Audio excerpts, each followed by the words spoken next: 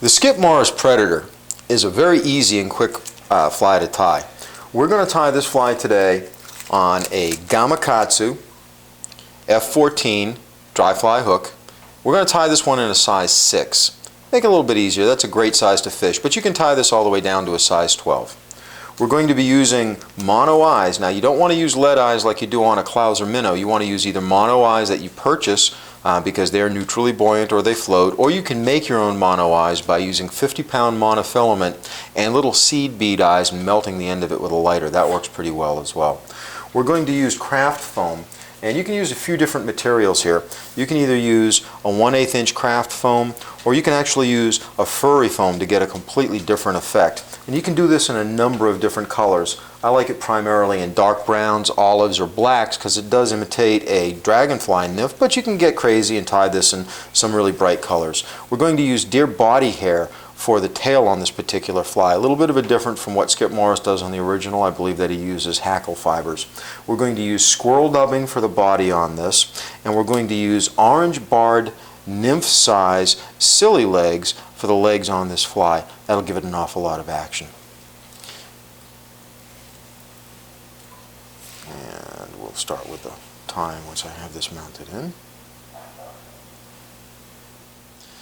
Alright, so we're using a Danville 210 denier brown pre-waxed thread. Now, the reason I'm using a 210 denier on this particular fly is you want a fairly heavy thread because you don't want to cut the foam material when you put this in.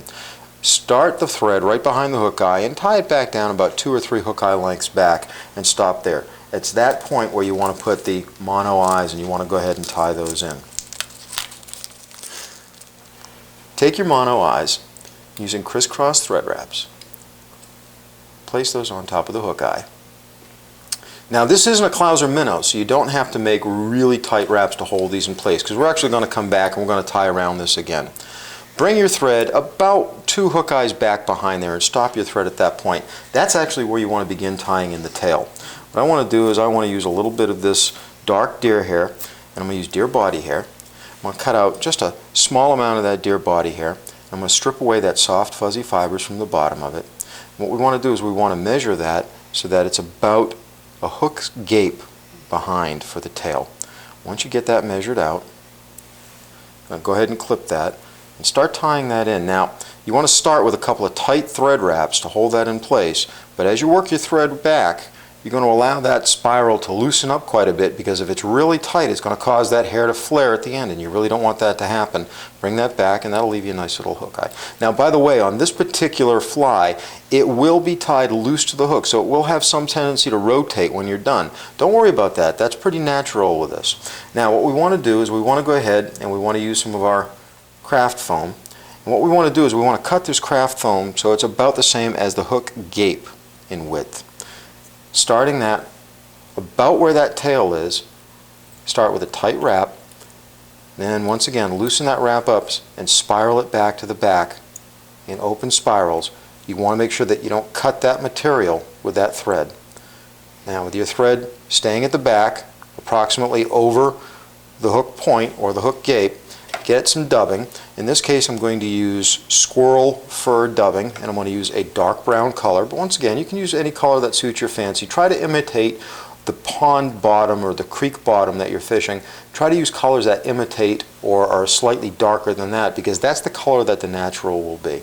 We want to go ahead and dub a relatively fat body on this fly right up to the end of where that foam is, leaving that nice little space now between the back of the eyes where that body is and the front of the eyes. Now, take your foam, bring that over the top, make a tight, semi-tight wrap, and then wrap it so that you really kind of compress that foam right up in front of the eyes, all the way up to the hook eye. What we're going to do is we're going to compress all that foam using the thread, because now we're going to dub the head of the fly right over those eyes. Once again, don't worry about the fact that this is going to rotate a little bit. We can straighten all that out afterwards. So now that we have this a little bit compressed in there, we're going to go ahead and we're going to dub in the head on this. Now, you can use a contrasting color for the head of the fly. On this one, I'm going to use a little bit of black squirrel fur dubbing. Say that 3 times fast. just to make that have a little bit of a slightly different color to it, just have a little contrast. You just want to kind of make a figure 8 of that dubbing, to dub in a nice fuzzy head there. Then take your foam, bring your foam back in. Now you want to make a good segmentation so that you have a foam head over the eyes, and you tie kind of a waist that comes back, using plenty of thread to make a base for that right there. Now you can begin to see how you have the head, the abdomen, the tail, and this piece right here. Now that piece is the wing case. What I like to do is I like to cut a little V out of that, so I think that that makes it look a little bit more like a stonefly.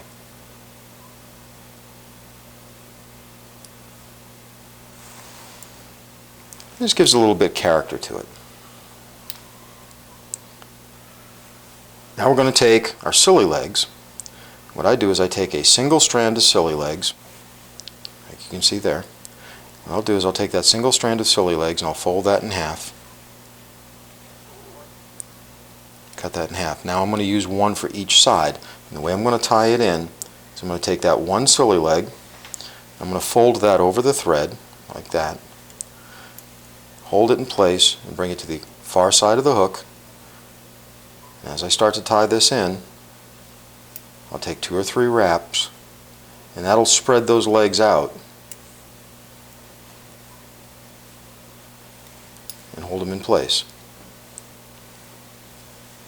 Now I want to take that other piece that I cut, I'm going to put that over on this side, same way. I'm going to loop that over it, starting at the end of that waist of that piece of thread that I put there. Now tie a nice segmentation there to hold those 2 legs. Now, this is really the only tricky part to this fly. So now that you've got these in, you want to take these legs and you want to clip them back so that they're about the length of the entire fly. But you've got to cut them now, because if you don't, it's going to be very hard to whip finish this fly. It's going to be hard enough to do it as it is.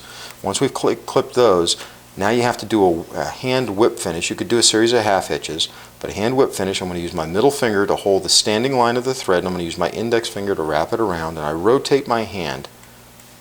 So this is how you do a hand whip finish.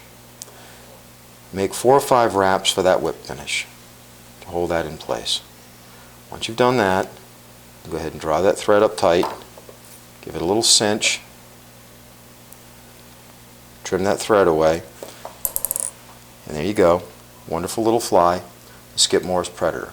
Now one of the things about the Skip Morris Predator that's kind of neat is you can tie this with a furry foam. You get a completely different effect out of the furry foam. Almost looks like a little mouse there, but that's even got a lot of action in the water.